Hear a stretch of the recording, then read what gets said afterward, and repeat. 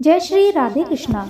एक बार फिर आप सभी का हमारे YouTube चैनल में बहुत बहुत स्वागत है। आज इस वीडियो में मैं आपको सुनाऊंगी काल भैरव जी की उत्पत्ति की कथा। भगवान शिव के कई अवतार हैं, इन्हीं में से विशिष्ट स्थान भैरव जी का है। मान्यता है कि अगर व्यक्ति को अपने शत्रुओं पर सदैव के लिए विजय प्राप्ति की इच्छा हो तो उन्हें सच्चे मन से भगवान श्री काल भैरव जी की पूजा करनी चाहिए। इसके अलावा काल भैरव जी की आरती का उच्चारण से ऊपरी बाधाओं समेत हर नकारात्मकता नष्ट हो जाती है।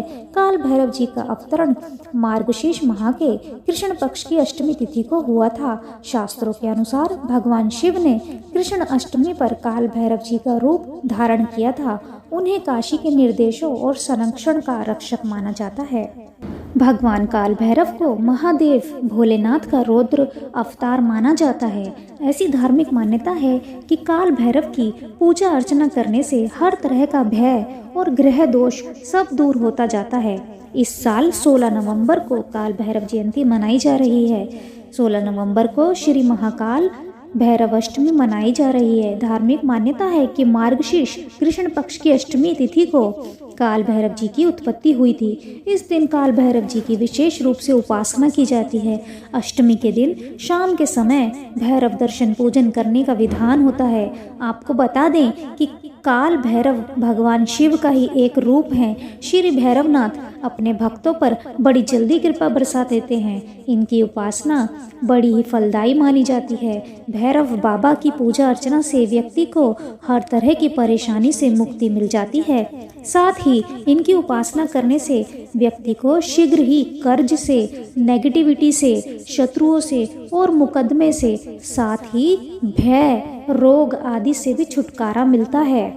महाकाल भैरव जयंती के दिन विधिवत पूजा करने से जीवन में विजय मिलती है और सुख समृद्धि की भी प्राप्ति होती है। श्री काल भैरव जी को तंत्र मंत्र का देवता भी माना जाता है। इनकी कृपा से हर तरह की तांत्रिक क्रियाएं निष्फल हो जाती हैं और व्यक्ति को खुशहाली मिलती है। काल भैरव जी की साधना से भय का नाश होता है। हिंदू देवताओं में भैरव जी का विशेष महत्व है। यह दिशाओं के रक्षक और काशी के संरक्षक कहे जाते हैं। कहा जाता है कि भगवान शिव से ही भैरव जी की उत्पत्ति हुई है। आइए अब आपको हम सुनाते हैं काल भैरव जी की उत्पत्ति से जुड़ी यह एक पौराणिक कथा।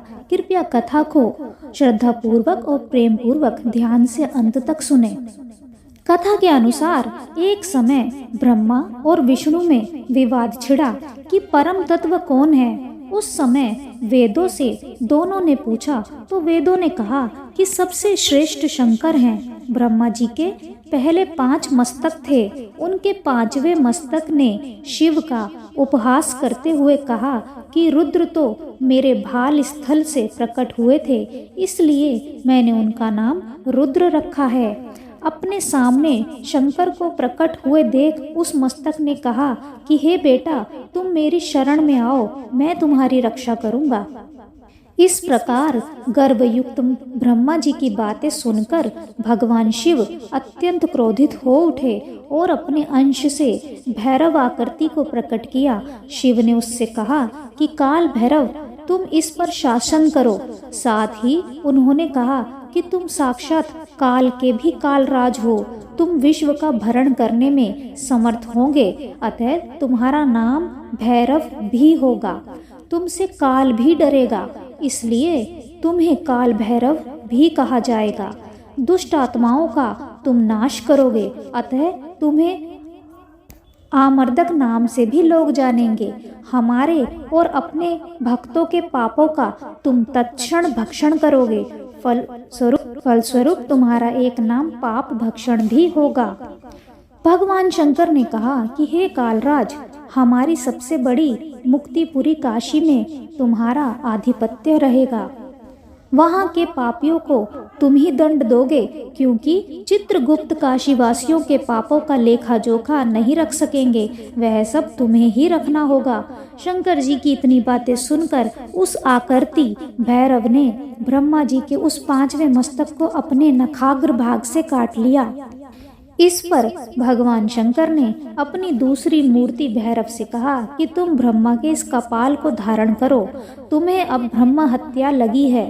अतः ब्रह्म हत्या का पाप लगा है। इसके निवारण के लिए कापालिक व्रत ग्रहण कर लोगों को शिक्षा देने के लिए सर्वत्र भिक्षा मांगो और कापालिक वेश में भ्रमण करो।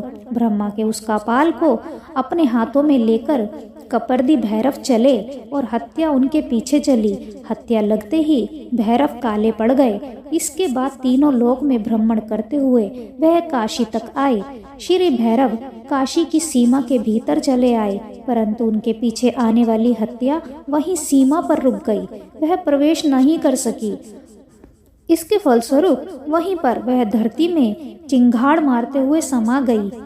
हत्या के पृथ्वी में धंसते ही भैरव जी के हाथ में ब्रह्मा जी का मस्तक गिर पड़ा।